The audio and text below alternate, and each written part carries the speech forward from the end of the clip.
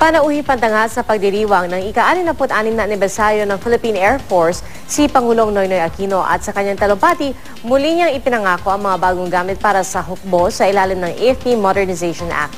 Mula sa Clark, Pampanga, may ulat on the spot si Teresa Andrada. Pia, pasado alas 10 ng umaga, dumating dito sa Air Force City sa Clarkfield, Pampanga si Pangulong Noynoy Aquino para dumalo sa ika-66 na taong anibersaryo ng Philippine Air Force. Pagdating ng Pangulo, siya ay ginawaran ng full military honors at pagkatapos ay sinimulan na ang aerobatic demonstration ng mga air assets ng Philippine Air Force. Bago ang talumpati ng Pangulo, nagkaroon muna ng awarding ceremony para sa mga natatanging opisyal at major units ng Philippine Air Force.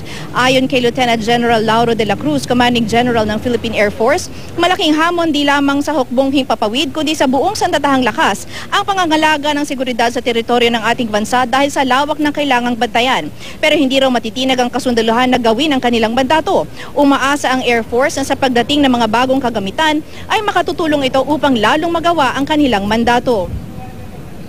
Ayon sa Pangulo, nakalulungkot na sa paglipas ng panahon ay napag-iwanan na ang mga kagamitan ng Air Force. Mula sa matayog nitong paglipad nung unang tumulong sa Congo Crisis ang PAF, 50 taon na ang nakararaan, ngayon ay tila nabalian na raw ng pakpak ang Philippine Air Force na umaasa na lang sa mga lumang gamit.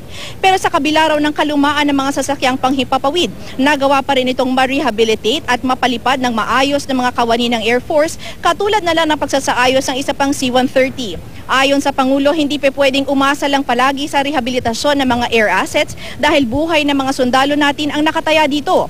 Kaya naman sa tulong daw ng AFP Modernization Act, sa susunod na 5 taon, may 75 bilyong pisong magagamit para sa modernisasyon ng kagamitan ng hukbong sandatahan.